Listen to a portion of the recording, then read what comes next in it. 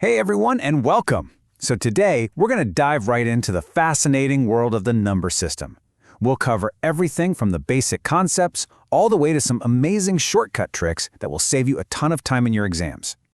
I know. The minute you hear number system, it can sound a little scary. So many types, so many rules, but seriously, stick with me through this explainer, and I promise this topic will feel like the easiest one yet. So, let's get started.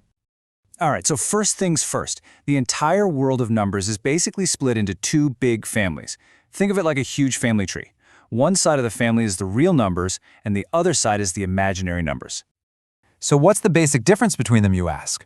Well, real numbers are all the numbers that you can actually point to on a number line. You know, 0, all the positive numbers, all the negative numbers. But imaginary numbers, just like their name suggests, are a bit different.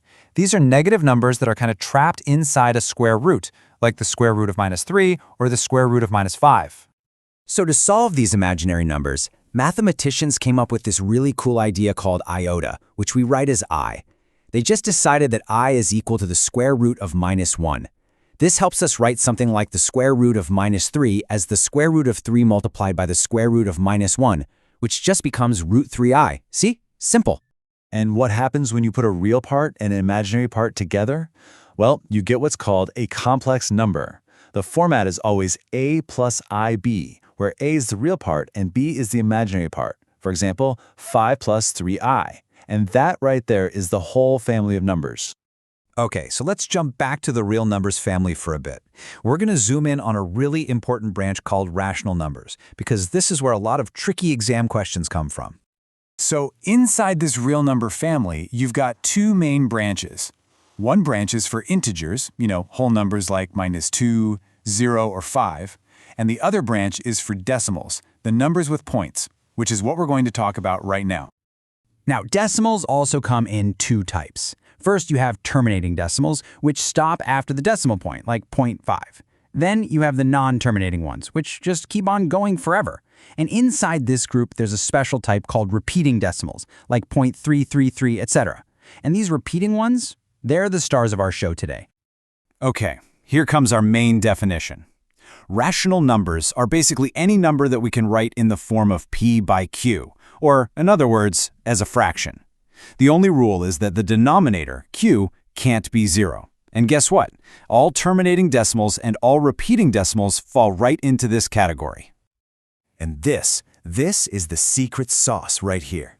Every single repeating decimal is a rational number. That means we can convert it into that p by q fraction form. For example, 0.4545 can actually be written as 45 by 99. And there's a super quick shortcut to do this, which we're about to learn.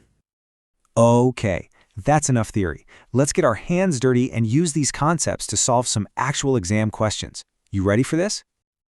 All right, first question. We need to convert 2.8768 into a fraction. Now, pay close attention here. See that bar?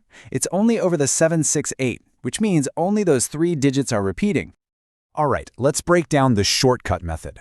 First, for the numerator, just write down the entire number without the decimal point. So 28768. Now, from this, you subtract the part that is not repeating, which here is 28. So our numerator becomes 28768 minus 28. Now for the denominator. For every digit that's repeating, you write a 9. Here, 3 digits are repeating, 7, 6, and 8, so we write 999.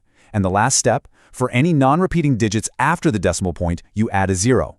We only have one such digit, 8, so we add 1 0. Pretty cool, right? So, after a little bit of math, our fraction becomes 28740 over 9990. We can cancel a 0 from the top and bottom, and our final answer is 2874 by 999, which means option B is correct. Awesome. Let's tackle another one. This time, it's an addition problem. 0.63 plus 0.37 plus 0.80.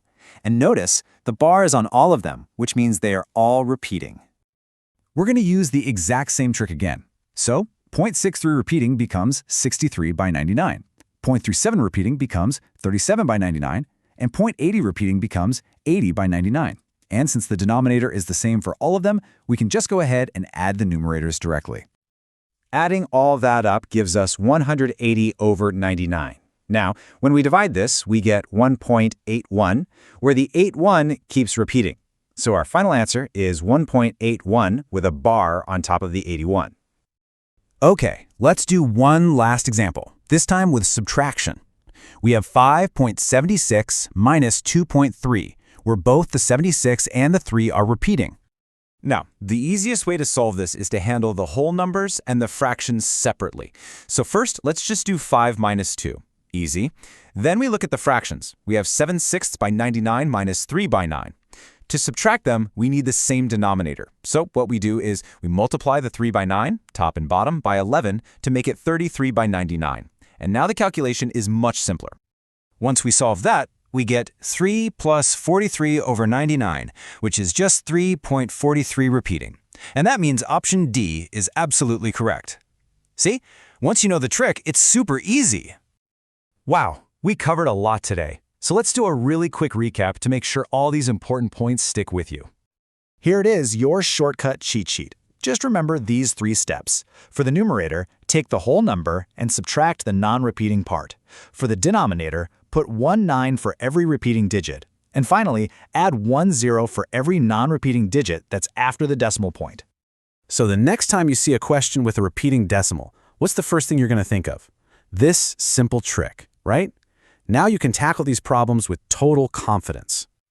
So, if you found this explainer helpful, please do hit that like button, leave a comment with your feedback, and definitely share it with your friends.